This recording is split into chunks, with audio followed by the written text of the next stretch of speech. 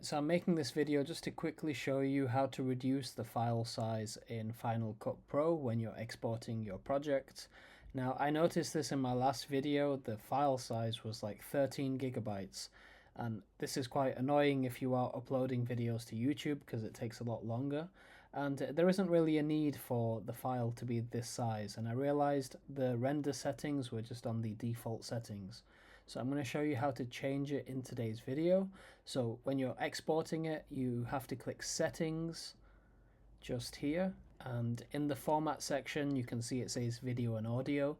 You need to change that to Web Hosting. And then for the video codec, you just change that to Better Quality.